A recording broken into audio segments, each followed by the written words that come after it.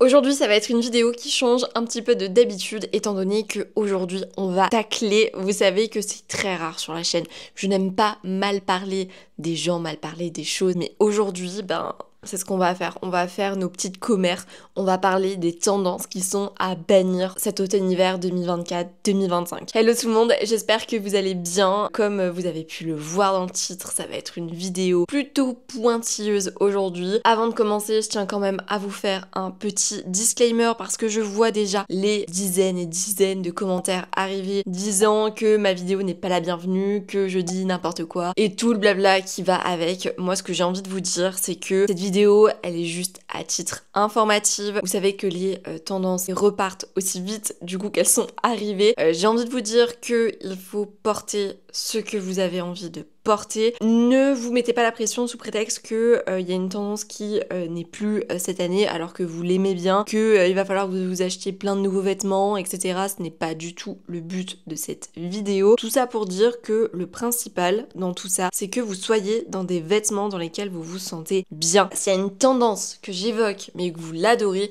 continuez à la porter, vous verrez qu'il y en a certaines que j'adore et que je continue à porter même si ce ne sont pas des tendances du moment. Petite parenthèse fermée, on va commencer tout de suite avec la première tendance à bannir. Quand je vous avais fait ma vidéo sur les tendances mode de cet automne 2024, j'avais principalement mis le doigt sur un détail qu'on allait pas mal retrouver au niveau des jupes et au niveau des robes. Alors ce détail, c'était une grosse tendance de tout ce qui était midi, de tout ce qui était long. Grosso modo, cette saison, le ultra court, il reste dans le placard, on ne va quasiment pas le voir. On est plutôt sur des pièces qui vont être assez amples, des jupes qui vont être larges, on s'entend, hein, qui vont être près du corps, mais en tout cas qui ne vont pas laisser les jambes apparentes. Donc, vous l'aurez compris, tout ce qui est ultra court, que ce soit les jupes, que ce soit les shorts, que ce soit les robes qui sont vraiment miniatures, qui sont un peu ras là, voilà, vous m'avez compris.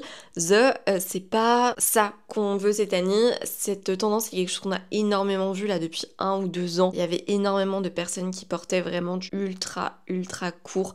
Je vous avoue que personnellement, je suis pas fan. Alors, je vais pas évoquer forcément les raisons pour lesquelles je ne suis pas fan, parce qu'une fois, j'avais dit quelque chose, alors je crois que c'était dans une vidéo il y a 1 ou 2 ans, j'avais fait un commentaire qui avait retourné YouTube, j'exagère, il y avait juste 4-5 personnes qui avaient, qui étaient un peu outrées par les propos que j'avais donnés. Ensuite, deuxième chose qui va être out ces prochains mois, c'est la taille basse. Dans tout ce qui est pantalon, tout ce qui est jupe, encore une fois, tout ce qui est short, taille basse, c'est quelque chose qu'on avait pas mal vu ces derniers mois. Ça, de toute façon, je vous en avais directement parlé dans ma vidéo sur les unpopular opinion que je vous avais publié en début d'année. Je vous avais dit que la taille basse était ma hantise, que je détestais ça, que je trouve que ça ne mettait absolument pas en valeur. Alors oui, ça met en valeur celles qui ont un corps de dingue, mais c'est, je vous dis une bêtise, mais peut-être 10% de la population féminine mondiale. Je trouve que ça ne met pas en avant et puis je trouve ça moche. Je saurais pas vous dire pourquoi. En plus de ça, c'est pas pratique quand ça soit, il faut bien tenir son pantalon, sinon sa culotte est apparente.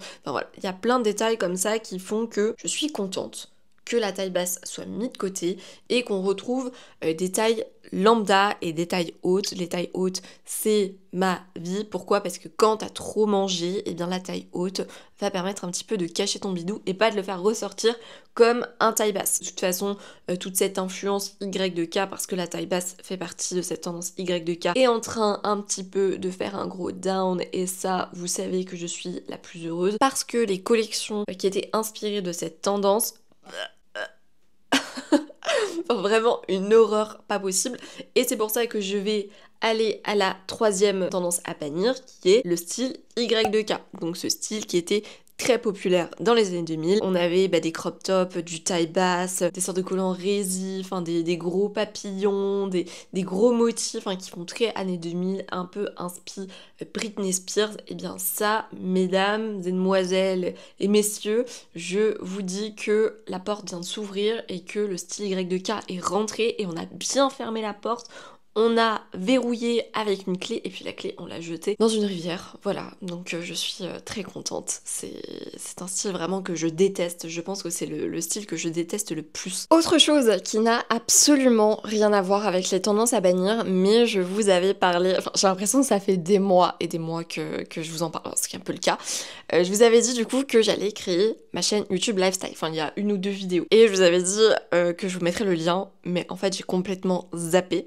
Donc là, ce qu'on va faire, on va faire un petit truc aux petits oignons. Là, cette fois-ci, je vous mets vraiment le lien ici de ma nouvelle chaîne qui va être plutôt dédiée lifestyle. Il y a plein d'idées super cool que j'ai en tête. Je vous invite à aller me suivre du coup sur cette autre chaîne. À partir du moment où on atteint les 1000 abonnés, je vous fais une vidéo story time sur ma demande en mariage qui s'est passée à New York.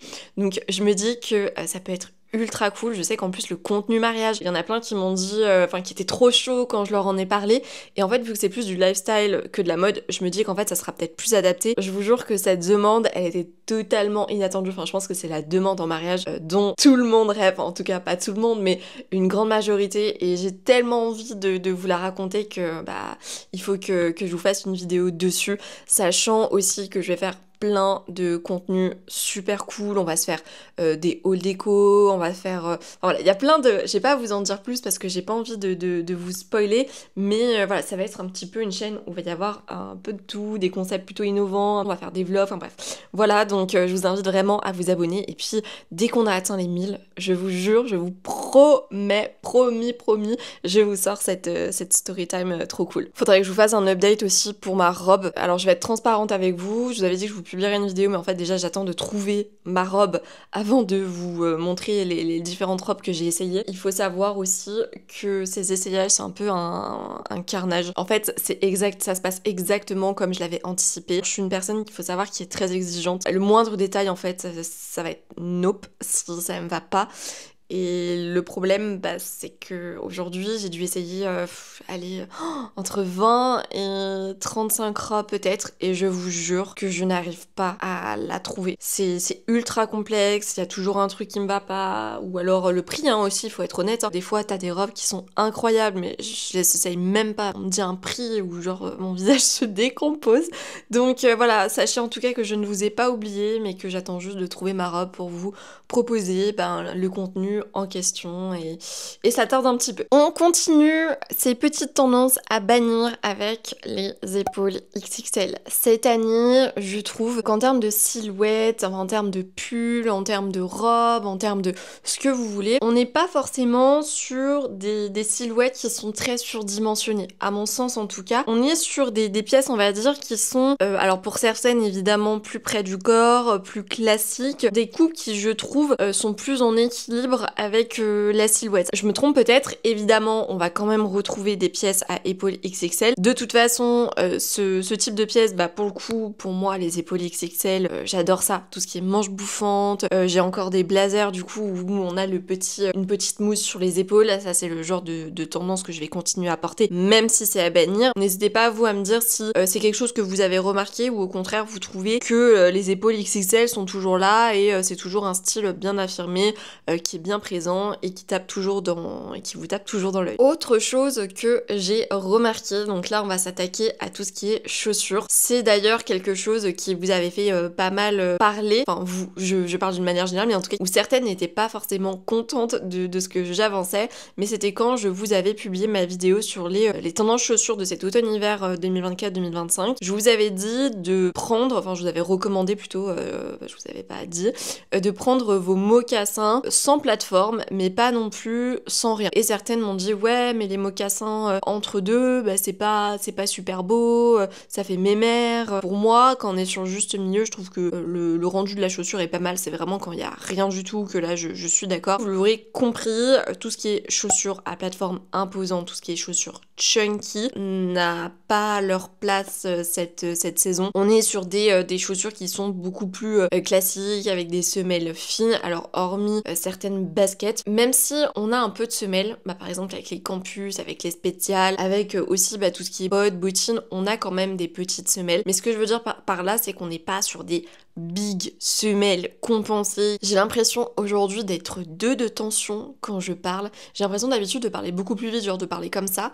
Et aujourd'hui, de parler comme ça, d'être cool. Je devrais faire de l'ASMR. Autre tendance qui va se faire un petit peu plus discrète cette année, c'est tout ce qui est style prépi surchargé. On a vu à un moment donné, il me semble que c'était encore une fois il y a 1 ou 2 ans, je dirais peut-être même plus il y a 2 ans, on était sur les looks prépi ultra affirmés avec les mocassins, les chaussettes dans les mocassins, la mini-jupe plissée, le gilet en maille avec le col de chemise qui dépasse, le col Claudine, le nœud dans les cheveux, la veste un petit peu esprit tweed. Là, ce que je veux dire, c'est que on était sur un style très académique. Alors le style prépi est toujours présent, hein, je vous confirme, on continue à avoir ces jupes plissées, ces cols Claudine, ces mocassins, mais on est sur des looks qui sont, je trouve, plus contrastés. On n'est pas sur du full look prépi, c'est plus des détails par-ci par-là. Autre chose qui se fait un peu plus discrète, de toute façon ça je pense que vous n'avez pas pu passer à côté, c'est tout ce qui est couleurs pastel. Alors les couleurs pastel, on en voit quand même un petit peu, mais je trouve qu'elles se font quand même beaucoup plus discrètes. Vous les avez annoncées, ces couleurs pastel, comme des couleurs qui allaient être tendance, et je trouve qu'elles se sont fait écraser, mais clairement écraser, par le rouge cerise et le bordeaux et le chocolat aussi qui sont arrivés et qui ont tout renversé sur leur passage. Et je trouve que c'est cool parce que de toute façon c'est des couleurs qui sont... Enfin, pour moi le pastel est peut-être plus adapté pour tout ce qui est printemps, mais après il y avait quand même je pense 2-3 couleurs qui auraient pu être sympas pour l'automne. Donc voilà pour cette vidéo, j'espère qu'elle vous a plu. N'hésitez pas à me dire en commentaire quelle est la tendance que vous détestez le plus et que vous auriez aimé bannir cet automne-hiver 2024-2025, ou alors s'il y en a que vous adorez et que même si elles sont à bannir, vous allez continuer à les porter. Si la vidéo vous a plu, n'hésitez pas à mettre un petit j'aime et n'oubliez pas aussi de vous abonner à ma chaîne, comme je vous disais, mon autre chaîne. Je vous mets le lien en commentaire et je vous la remets ici pour celles qui l'ont loupé. Je vous fais plein de gros bisous et puis je vous dis à la semaine prochaine.